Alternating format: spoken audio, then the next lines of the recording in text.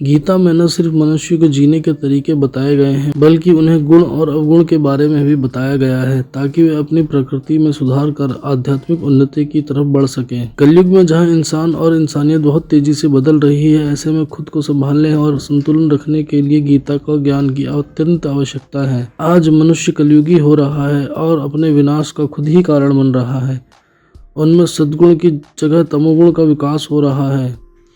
भगवत गीता में भगवान श्री कृष्ण ने अर्जुन को मनुष्य की विभिन्न प्रवृत्तियों यानी सत्वगुण, रजोगुण और तमोगुण के बारे में बताया है। इसलिए उनके लिए यह जानना आवश्यक है कि एक व्यक्ति किस प्रकार असुर प्रवृत्ति का बन सकता है और फिर उसका अंत कैसे होता है। गीता के 16वें अध्याय में भगवान श्री कृष्ण ने देव और असुरों की प्रवृत्तियों के बारे में विशेष रूप से चर्चा की है। गीता में कहा गया है कि मनुष्य में देवता और दानव दोनों के गुण होते हैं।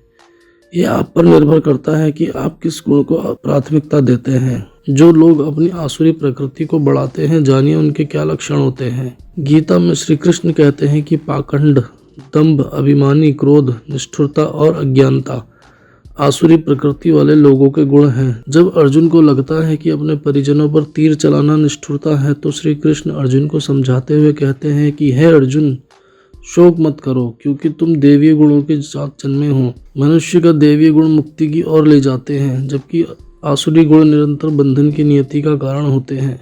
गीता के अनुसार आसुरी गुण मनुष्य को मोह की बेड़ियों में जकड़े हुए होते हैं और एक भी आसुरी गुण जब व्यक्ति में रह जाता है तब वह उसकी असफलता का कारण बन जाता है। श्री कृष्ण का कहना है कि सभी जीवात्माएं अपने पूर्व जन्म की प्रवृत्तियों को अपने साथ ढोए रहती हैं। इसलिए जो पिछले जन्म में सद्गुणी थे वे देवी गुणों के साथ जन्म लेते हैं, लेकिन जिन्होंने अपने मन में पाप को लिप्त कर रखा है, जो अवगुणी थे, वो उन्हें अवगुणों के साथ जन्म लेते हैं। इसी कारण से संसार के लोगों में स्वभाव में इतनी विविधता दिखाई देती है।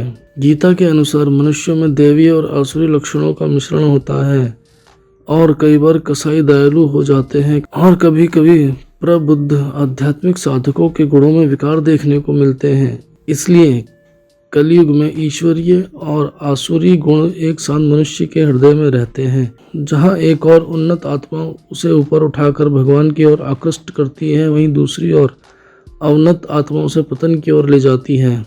श्री कृष्ण कहते हैं कि जो आसुरी गुणों से युक्त होते हैं वे यह समझ नहीं पाते हैं कि उचित और अनुचित कर्म क्या है। इसलिए ना तो उनमें पवित्रता, ना ही सदाचार और ना ही सत्यता पाई जाती है। वे ऐसी अंतहीन चिंताओं में पड़े रहते हैं जो मृत्यु होने पर समाप्त होती है। अहंकार, शक्ति, दंभ, कामना और क्रोध से अंधे असुर मनुष्य अपनी शरीर के भीतर और लोगों के शरीर के भीतर भी उपस्थिति की निंदा करते हैं। असुर प्रवृत्ति के लोग अत्यधिक क्रोधी और हिंसक होते हैं। वे छोटी छोटी बातों पर उग्र हो जाते हैं और दूसरों को हानि पहुंचाने में संकोच नहीं करते।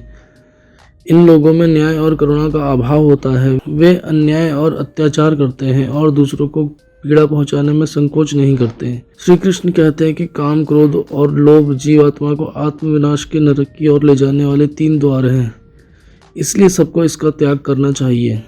आपको बता दें, ये जो भी जानकारी हमने आपको दी है ये धार्मिक मान्यताएं और सोशल मीडिया के माध्यम से दी है। मोक्ष चैनल इसकी पुष्टि नहीं करता है। ऐसी तमाम जानकारियों के लिए मोक्ष चैनल को सब्सक्राइब कर दें, बेल आइकन को भी जरूर दबा दें ताकि आपसे कोई भी महत्वपूर्ण जानकारी ना छूटे और साथ ही साथ हर एक वीडियो को नोटिफिकेशन आप तक पहुंचे। कोई शिकायत या सजेशन देना चाहते हो तो नीचे कमेंट सेक्शन के माध्यम से दें।